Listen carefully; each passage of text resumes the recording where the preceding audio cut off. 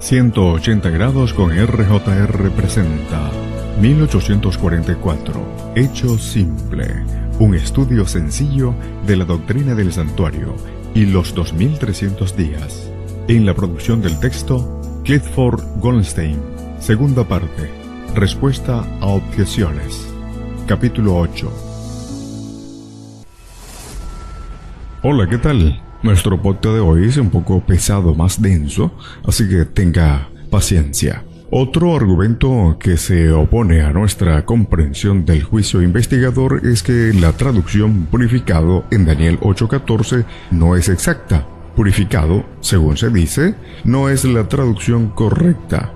Y la palabra para purificado, limpiado en la versión King James en inglés, sadak, no está relacionada con la raíz de la palabra que se traduce limpiar en Levíticos 16, taher o taer. Por lo tanto, ellos afirman que Daniel 8 no está hablando acerca de la purificación del santuario y que no tiene nada que ver con algún tipo de juicio divino tal como el que se simboliza en Levítico. Aunque la mayoría de las traducciones modernas se han apartado de la palabra purificado o limpiado en Daniel 8:14 a favor de traducciones tales como será justificado, la palabra justificado se ha utilizado históricamente para traducir la palabra sadak en Daniel 8:14. En español se utiliza la palabra purificado en la versión Reina Valera, en la versión moderna y en la versión Nácar Colunga. La Biblia de Jerusalén la traduce reivindicando. El Dr. Hassel cita a un teólogo no adventista que argumenta a favor de la palabra purificado en Daniel 8:14 porque será justificado o algo similar. Difícilmente puede decirse del santuario. De hecho, en el contexto del servicio del santuario, el cual es el contexto de Daniel 8, el santuario en sí mismo nunca es justificado, es purificado. Lea Levíticos capítulo 16. También las palabras como la raíz sadak se utilizan en construcciones paralelas, con palabras que claramente significan purificado, incluyendo ataher o taer. Imagine un poema que dice: tengo una casa. La casa es mi hogar. Casa y hogar se relacionan, no por su sonido, no riman, sino por su significado, es decir, semánticamente. Se corresponden entre sí porque sus significados son similares. La poesía hebrea usa este tipo de relación, una relación semántica de significados, y en numerosos lugares las palabras que tienen la raíz sadak aparecen en forma paralela con palabras que claramente significan limpiar o purificar. Varios eruditos, incluso no adventistas, han notado estas conexiones. En Job capítulo 4, el verso 17, por ejemplo, vemos taher o sadak y sadak en construcciones paralelas. ¿Será el hombre más justo, es decir, sadak, que Dios? ¿Será el varón más limpio, taher, que el que lo hizo? Tal como casa y hogar se relacionan, podemos ver cómo las palabras justo y limpio se relacionan en forma paralela una a la otra en estos versos, no por su sonido, sino por su significado. Muchas traducciones antiguas de la Biblia tradujeron Daniel 8:14 purificado, limpiado. La Septuaginta la rinde limpiado. La Vulgata latina la traduce purificado, limpiado. La Pesito siríaca la traduce purificado, limpiado. La Biblia copta la traduce purificado, limpiado. También en la Septuaginta, la primera traducción griega de la Biblia hebrea, la misma raíz utilizada para purificado, que es katerizo, en Daniel 8:14, se utilizó para limpiar en su traducción de Levíticos 16. Claramente, los traductores de la Septuaginta vieron una relación entre taher y sadak. Y la misma raíz griega se utiliza en Hebreos, cuando se habla de la necesidad de limpiar el santuario celestial. Hebreos 9:23 dice: fue pues necesario que las figuras de las cosas celestiales fuesen purificadas, katerizo, así, pero las cosas celestiales mismas con mejores sacrificios que estos. La concordancia de Strong presenta limpiar como uno de los significados de sadak. El doctor Hassel explica que la raíz Sadak se utiliza a menudo en el Antiguo Testamento en el contexto de un juicio. La palabra, en este caso, se ha traducido justificar o vindicar o refiriéndose a personas. Varios derivados de la raíz Sadak se han utilizado en el contexto de cortes o tribunales y procedimientos legales. Por esta razón, Hassel especula que Daniel escogió el término Nizdak, la forma pasiva de Zadak, para una palabra allí que proviene de una raíz con conexiones ricas y amplias, utilizada a menudo en el contexto de juicios y procedimientos legales para comunicar efectivamente los aspectos interrelacionados de la purificación del santuario celestial en el contexto cósmico del juicio final. Ese comentario es extraído de El Comité de Daniel y Apocalipsis, tomo 2, página 453-454. En otras palabras, él utilizó especialmente o específicamente ese vocablo para expresar la idea de juicio a la vez que para referirse a la purificación del santuario. En el contexto de Daniel 8, será purificado es la mejor traducción de Sadat, que tiene conexiones poderosas con Tajer en Levíticos 16. Otro argumento señala la actividad del cuerno pequeño en Daniel 8. Algunos afirman que la purificación del santuario en Daniel 8:14 viene solo debido a que el cuerno pequeño echó por tierra el santuario. Vea los versículos 11 al 13. Por lo tanto, Daniel 8 trata solo acerca del acto de echar por tierra el santuario y no tiene nada que ver con el juicio del pueblo de Dios. La clave para entender esto está en que Daniel 8 es una expansión de Daniel 7.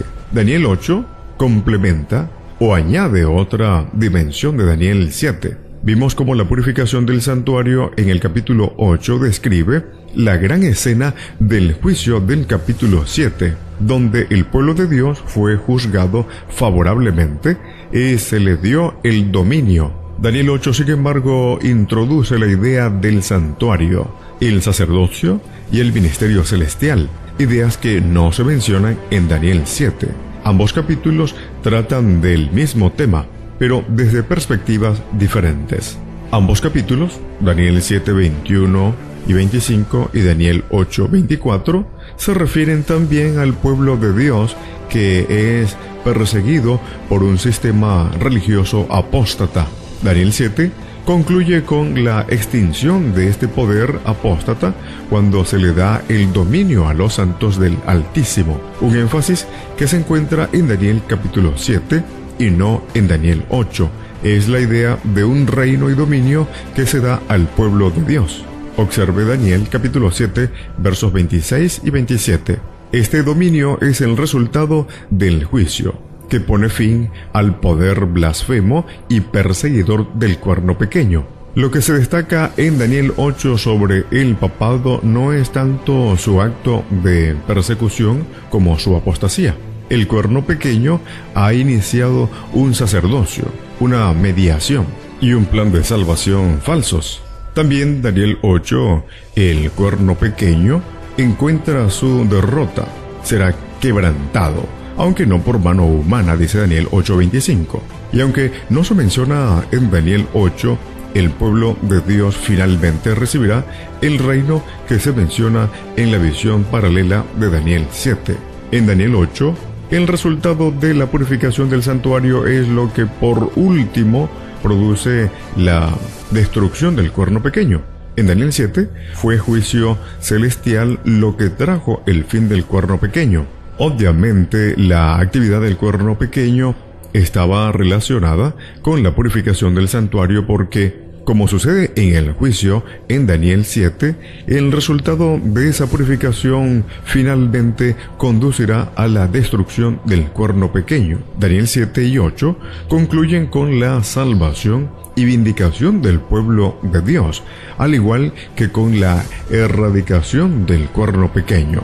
Esta destrucción es el resultado del juicio y de la purificación del santuario. En este sentido, por lo tanto, la actividad del cuerno pequeño se relaciona con la purificación del santuario, aunque la purificación involucra más que solo la actividad apóstata del cuerno pequeño, una perspectiva que solo aparece en este capítulo. El cuerno pequeño también aseveró ser un poder cristiano. Por cerca de un milenio, casi todo el cristianismo siguió al cuerno pequeño. Dios tenía a millones que profesaban su nombre y aseveraban seguirlo, personas cuyos nombres fueron escritos en los libros del cielo en el santuario. Muchos, sin embargo, aunque profesaban seguir a Jesús, no eran sus seguidores.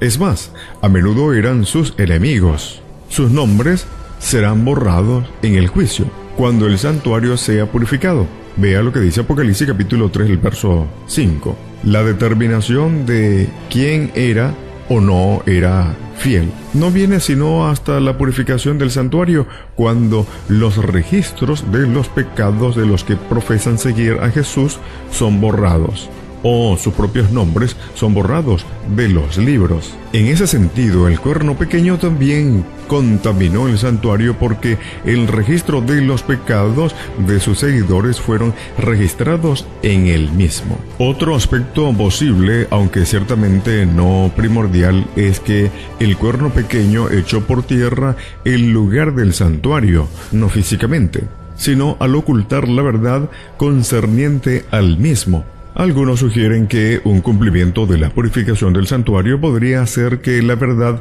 referente al mismo fue finalmente revelada después de haber estado perdida por tanto tiempo. También, en ese sentido, el santuario fue purificado de la actividad del cuerno pequeño. El punto importante es que la purificación del santuario involucró más que la actividad del cuerno pequeño, más que una vindicación de la verdad.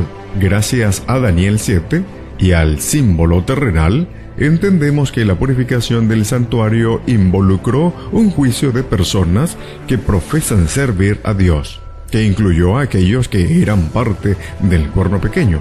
Un juicio que finalmente separaría el trigo de la paja y que produciría la destrucción de la mitad en el mundo y el establecimiento del reino de Dios. Debido a que Daniel 8:14 dice literalmente hasta 2300 tardes y mañanas, luego el santuario será purificado, se ha argumentado que los 2300 días no son en verdad 2300 días, sino 1150 días. ¿Por qué?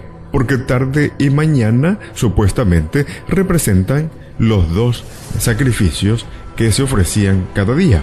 Por lo tanto, 2 sacrificios diarios serían equivalente a 2300 sacrificios de tarde y mañana, ofrecidos en el transcurso de 1150 días enteros.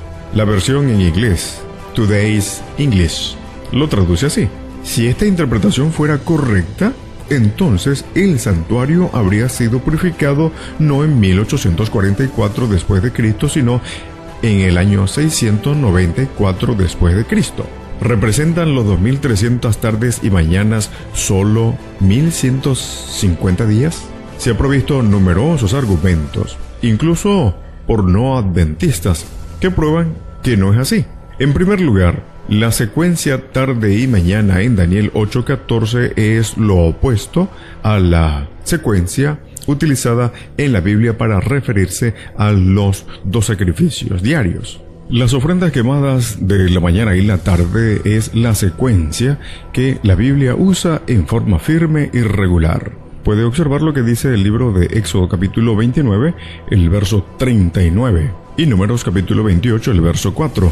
Nunca es tarde y mañana, como se lo encuentra en Daniel 8:14, tarde y mañana.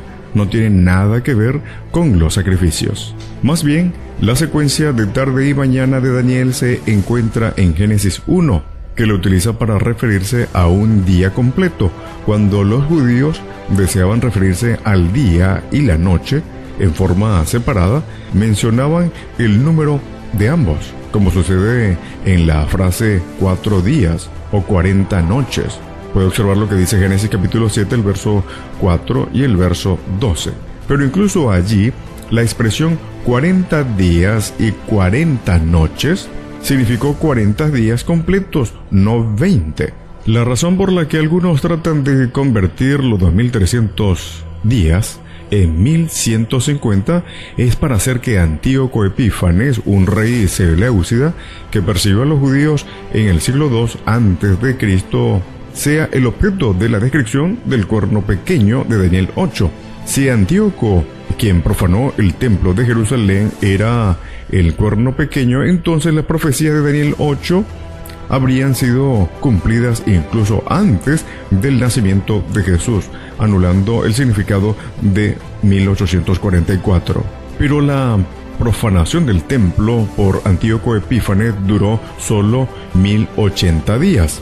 Así que si los 2300 días fueron solo 1150 días literales, todavía él estaría allí fallando por 70 días y mucho más si se trata de 2300 días. Esta interpretación es bastante inexacta. Existen otras razones por las cuales Antíoco no puede ser el cuerno pequeño. Vimos anteriormente que el carnero de Medo-Persia se hizo grande, Daniel 8:4, y que el macho cabrío griego llegó a ser muy grande, dice el versículo 8. Sin embargo, el cuerno pequeño que lo siguió fue mayor que ambos. Creció mucho al sur, al oriente y hacia la tierra gloriosa, dice el versículo 9. Antíoco, por lo tanto, debió haber sido mayor que los imperios medo-persa y griego. Obviamente, eso no fue así. Más bien, gobernó sobre solo una porción del imperio griego, tuvo poco éxito y por poco tiempo solamente. El surgimiento del cuerno pequeño fue fechado en relación con los 4 reinos que surgieron del desmenuzamiento del imperio de Alejandro Magno. Habría de venir al fin del reinado de estos, dice Daniel 8:23.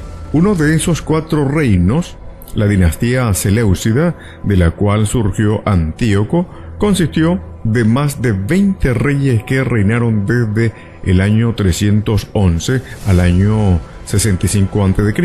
Antíoco fue el octavo de estos, reinando desde el año 175 al año 164 a.C.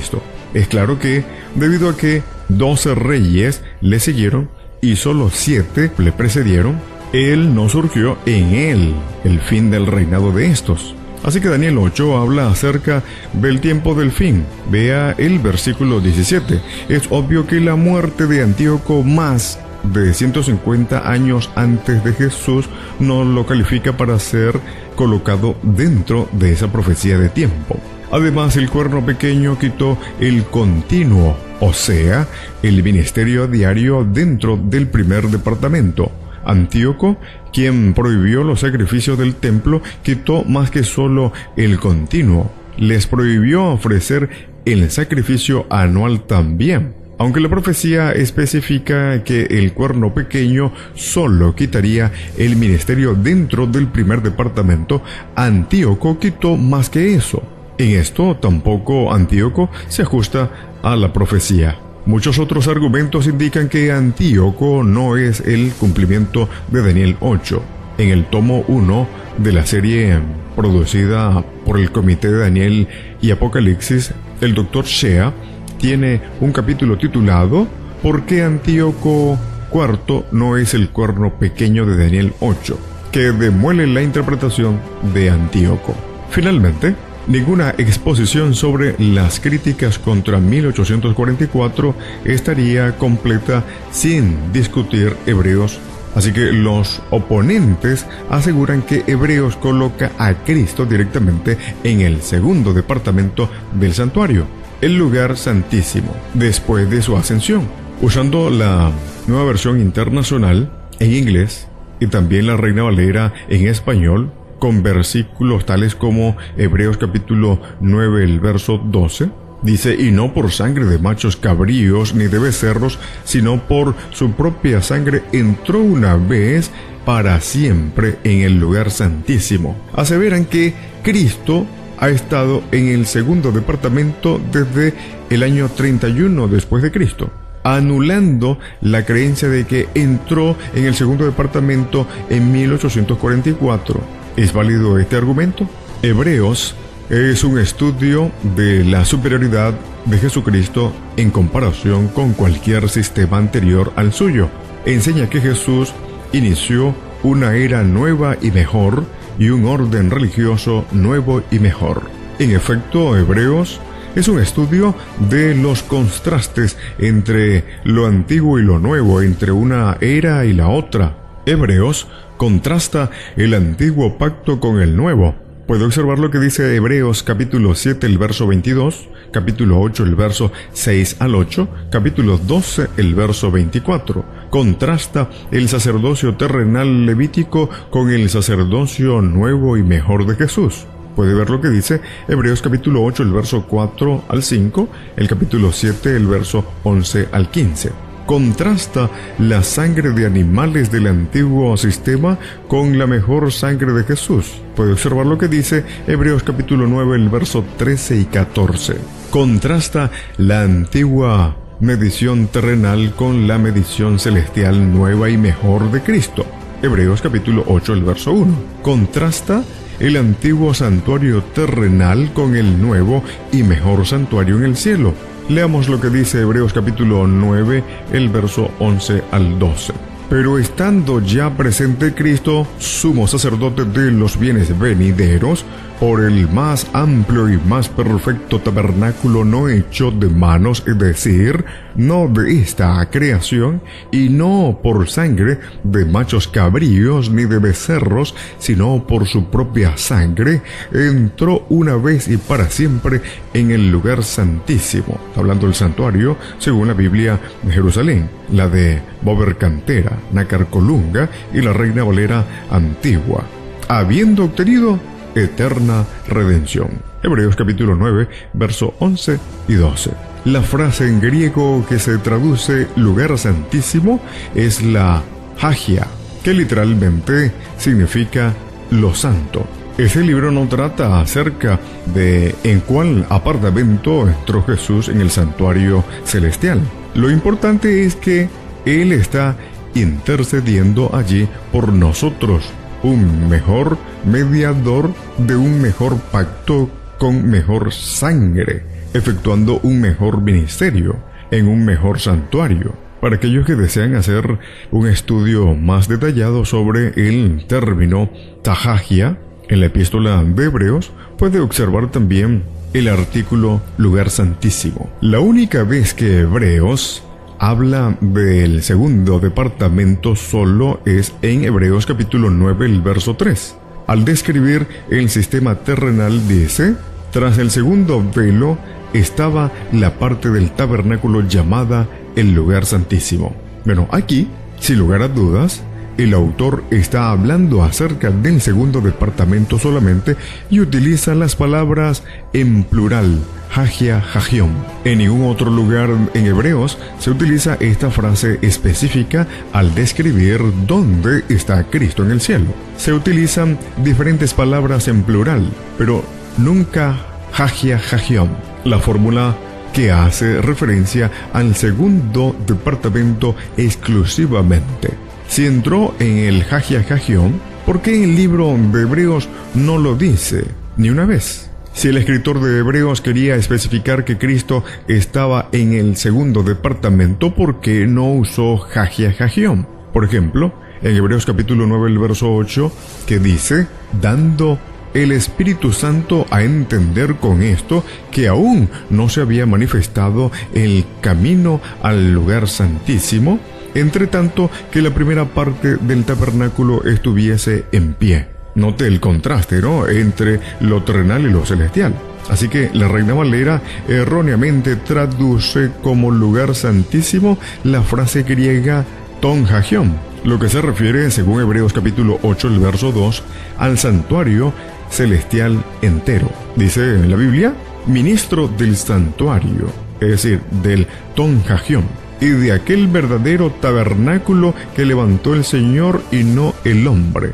Aquí no se utiliza hagion o hagia, hagion, y en ningún otro lugar al discutir el lugar donde se encuentra Jesús en el santuario celestial. El único versículo que pareciera contradecir este punto es Hebreos 9:25, que dice: y no para ofrecerse muchas veces, como entra el sumo sacerdote en el lugar santísimo cada año con sangre ajena. Aquí la palabra para lugar santísimo no es hagia hagión, sino otra palabra plural, tahagia, aunque el texto parece referirse al segundo departamento porque menciona un acto anual. Aparentemente se alude al día de la expiación. ¿Acaso este versículo entonces contradice la tesis de Clifford concerniente al uso de hagia hagión? No, el sumo sacerdote aplicaba sangre en ambos departamentos en el día de la expiación, por lo cual Hebreos no utiliza hagia hagión, una frase que se refiere al segundo departamento exclusivamente. En vez de aquella, el escritor utiliza una palabra que se traduce santuario, porque una vez al año el sumo sacerdote entraba en ambos departamentos, todo el santuario, donde ministraba con sangre. Puede observar lo que dice Éxodo capítulo 30, el verso 10. Si Hebreos quisiera especificar que Jesús estaba en el segundo departamento, en algún momento lo habría colocado en el hagia hagión. No lo hace, ni una sola vez. Decir que Hebreos coloca a Cristo en el segundo departamento es como decir que la frase de Juan en Apocalipsis, que dice: yo estaba en el Espíritu en el día del Señor, según Apocalipsis 1:10, prueba que Jesús cambió la observancia del sábado al domingo. Eso sería añadirle al texto algo que no contiene. Más bien, el tema en Hebreos no es a cuál apartamento Jesús entró, sino que Él está allí intercediendo por nosotros con su sangre derramada en nuestro favor. Hemos llegado al final de nuestro programa. Será hasta la próxima. 180 grados con RJR presentó 1844, Hecho Simple, un estudio sencillo de la doctrina del santuario y los 2300 días. Les narró Rodrigo Josué Rivas.